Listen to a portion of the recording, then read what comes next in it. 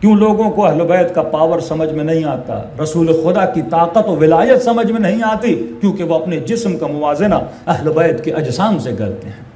میری روح کی پاور کم ہے، یہ جسم محدود ہے دو چیزوں میں، زمانے کا بھی قیدی ہے، مکان کا بھی قیدی ہے، لیکن روح نہ زمانے کی قیدی ہے نہ مکان کی قیدی ہے۔ دلیل یہ ہے کہ آپ نے خواب دیکھا، اور خواب کے عالم میں کیا دیکھا؟ مثلا آپ کا ایک رشتہ دار ہے، اس کا ایکسیڈنٹ ہو گیا، آپ نیند سے اٹھے صبح، 1 گھنٹے کے بعد فون آیا کہ بھائی آپ کے فلاں رشتہ دار کا ایکسیڈنٹ ہو گیا ہے۔ آپ کی روح کو وقت سے پہلے کیسے پتہ چلا؟ کئی ایسے خواب آتے ہیں جو ہمیں پہلے پتہ لگ جاتا ہے، کیونکہ جسم وقت میں سفر نہیں کرتا، پر روح وقت میں سفر کر سکتی ہے، کیونکہ روح محدود نہیں ہے، نہ زمانے کی قیدی ہے نہ مکان کی قیدی ہے۔ لیکن ہم چھوٹے چھوٹے خواب دیکھتے ہیں کیونکہ روح کی پرواز بہت کم ہے، لیکن مصطفیٰ کی روح کی پرواز بلند ہے۔ ہم سوتے ہوئے غیب کو دیکھتے ہیں، وہ جاگتے ہوئے عالم غیب کا علم رکھتے ہیں، کیونکہ ان کی ارواح کی پرواز جو ہے وہ بہت بلند ہے۔ تبھی فرمایا اے انسان اگر اپنی ذات کو پہچان لے، اپنے نفس کو پہچان لے، تو تمہیں خدا سمجھ میں آ جائے گا۔ چھوٹی چھوٹی دلیلیں ہیں، ایک مجلس کا یہ ٹاپک نہیں ہے، میں اشارے کرتے ہوئے گزر چکا ہوں کہ انسان اگر تو سوچے دن میں کم از کم 15 منٹ توحید شناسی کے لیے رکھ، اللہ کی معرفت کے لیے رکھ، اور ایسی ویسی کتابیں نہ پڑھ۔ بہترین کتاب اہل بیت کا کلام ہے، اور اہل بیت کے کلام میں اگر توحید کو پڑھنا ہے تو اس کے لیے بھی بہترین کتاب امام سجاد کی صحیفہ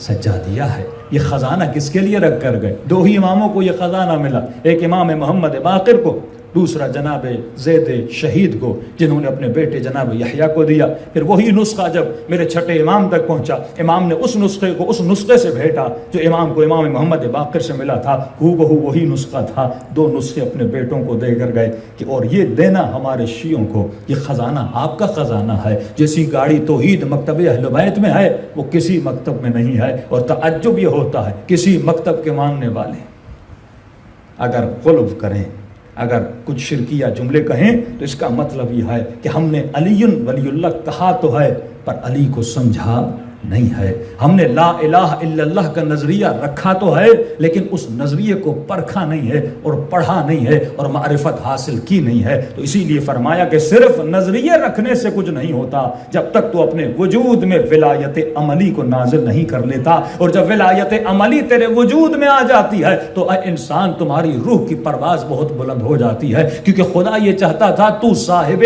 کرامت بنے، جس طرح بہجت تھا، جس طرح آغا قاضی تھے، جس طرح آغا کشمیری تھے، بڑے بڑے علماء گزرے ہیں جو صاحب کرامت گزرے ہیں، کیونکہ کمال روح یہی ہے کہ انسان صاحب کرامت ہو۔ آغا قاضی کا شاگرد کہتا ہے کہ ان کی عادت تھی کہ روزانہ 1 گھنٹے سے 1.5 گھنٹہ وادی السلام میں جا کر بیٹھ جاتے تھے۔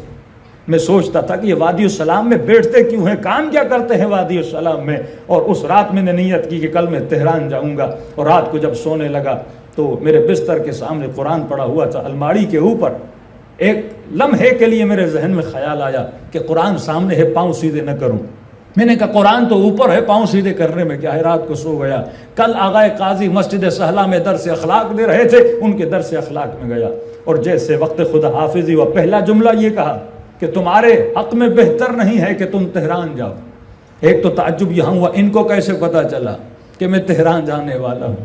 دوسرا انہوں نے کہا قرآن الماری پر ہو یا نیچے ہو کبھی قرآن کی طرف پاؤں نہ کیا کرو، کیونکہ جو بے ادبی کرتا ہے اس کی روح کی پرواز کم ہو جاتی ہے۔ تیسرا کہا کہ تم یہ سوچ رہے ہو میں وادی السلام میں کیا کرتا ہوں، اگر وادی السلام نہ جاتا یہ چیزیں تجھے بتا نہ پاتا۔ صلوات پڑھے محمد و آل محمد۔